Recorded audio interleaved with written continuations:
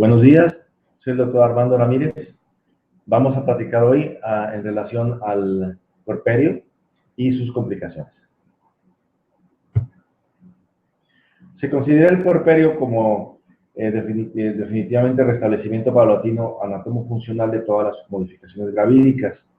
Este va a tener una duración total de 42 días y se va a dividir en un puerperio inmediato en las primeras 2 horas post-alumbramiento, inmediato las siguientes 48 horas y tardío hasta completar las 42 horas.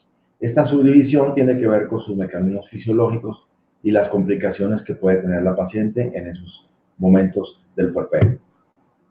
Se considera fisiológico al conjunto de particularidades anatómicas, funcionales y anímicas muy importantes, pero que no se salen de lo normal, y aquel puerperio complicado en donde alguna patología, ya sea por el puerperio o por la misma paciente que traía una patología previa, pudiera complicar su mismo proceso puerperal.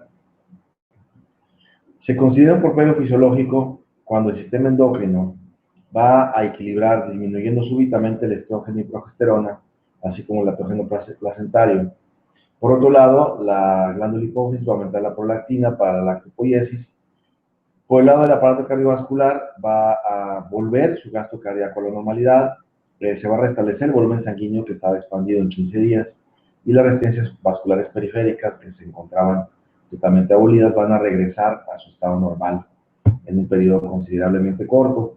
El aparato urinario va a tener su función pregestacional renal en 6 semanas y la dilatación que había presentado durante el embarazo va a mantenerse hasta por 3 meses todavía. Este proceso se va a acompañar también de una función hepática que va a regularizarse, a normalizarse, tardando un poquito más, hasta 23 semanas. Eso, la implicación que tiene es en aquellas pacientes que han tenido alguna patología durante el embarazo que afecta en el hígado, el sistema urinario, que van a tardar un poco para regresar a la normalidad. El útero, que llegó a estar hasta por 15 centímetros arriba del pubis, después del alumbramiento, va a regresar al tamaño normal en 6 semanas. Este proceso se llama involución uterina y de pasar 1 kilo llegará aproximadamente a pesar 80 a 100 gramos en este proceso.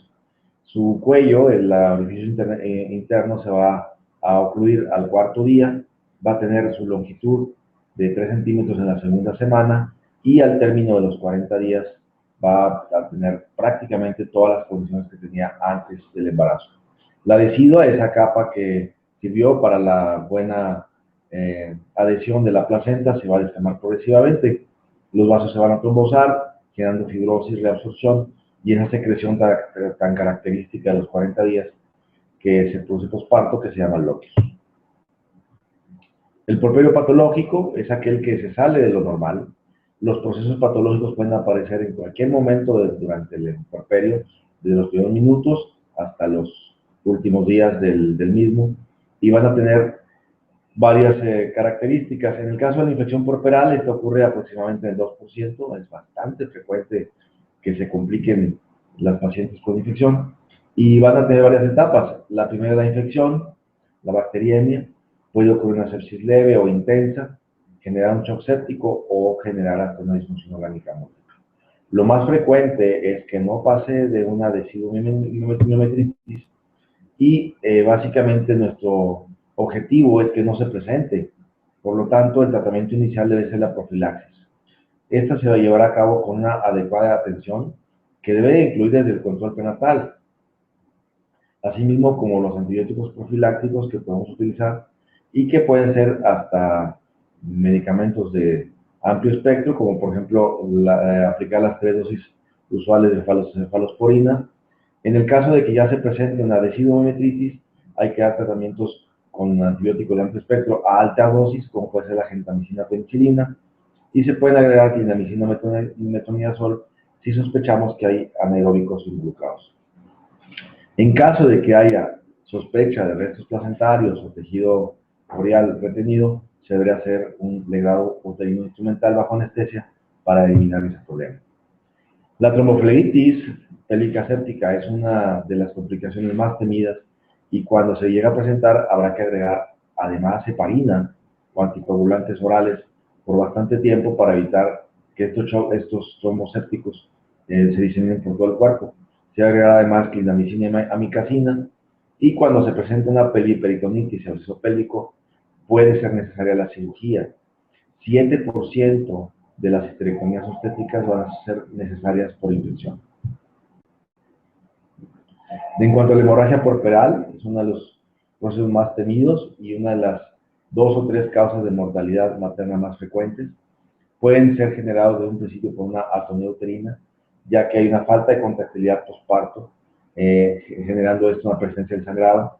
Sabemos que los factores de riesgo como multigravidez, trabajo de parto prolongado, macrosomía, embarazo múltiple, poligramios o problemas uterinos previos como la miomatosis son factores de riesgo, pero también sabemos que una cuarta parte no van a presentarse en pacientes con factores de riesgo, por lo que tenemos que estar siempre atentos en cualquier paciente a la presencia de sangrado.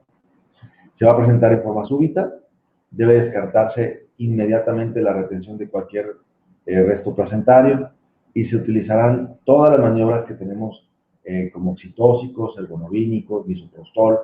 Se deben reponer líquidos de manera apropiada y obviamente sangre en caso necesario. La retención de restos placentarios obviamente se va a asociar a infección porque son tejidos que se van a necrosar casi de inmediato. Pueden producir hemorragias súbitas o tardías también. Puede ser que ocurra una subinvolución uterina y esto va a generar que se permanezca la dilatación cervical. Y en este tipo de pacientes el ultrasonido es de mucha ayuda para determinar el diagnóstico. El tratamiento en casos de sangrado súbito, la reposición de líquidos, obviamente los antibióticos por el tejido necrótico, si hay infección, y la extracción de restos es obligatoria. La aspiración puede ser una de las alternativas, pero habitualmente siempre vamos a terminar con una extracción dígito manual y completar con un legrado uterino. En el caso del lecho placentario que no se llega a contraer apropiadamente, que no involuciona apropiadamente, es un diagnóstico histopatológico, ya que estas pacientes siempre requerirán un procedimiento quirúrgico porque el sangrado súbito es importante y hay una incompleta epitelización del área de infección placentaria. Permanecen los vasos placentarios abiertos y ocurre alrededor de la tercera semana en forma súbita. Estas pacientes son afortunadamente menos frecuentes y pueden ser útiles en algunos casos en la utilización de progestágenos y estrógenos. Sin embargo, en ocasiones necesitamos hasta cirugía para poder terminar con el problema. En el caso de los cambios psicológicos que se presentan, sabemos que la disminución de estrógenos, de progesterona, van a causar un estado súbito en el casi 80% de los casos y va a presentarse irritabilidad, sensibilidad extrema, angustia, depresión leve, y estos son considerados llamados también los días grises. Desaparecerán espontáneamente en un pequeño porcentaje. Cuando después de 6 meses no han desaparecido, debe ser sugerido una consulta psiquiátrica por una posible depresión subyacente en las pacientes de este tipo. La depresión real posparto requiere apoyo de psicólogos, psiquiatras y normalmente factores predisponentes. En el caso de la psicosis postnatal es un cuadro mucho más severo, es más agresiva, es más rápida su presentación y casi siempre hay una historia familiar de esquizofrenia o padecimientos psiquiátricos agregados, y aquí la consulta psiquiátrica es importantísima. Por lo pronto, muchas gracias.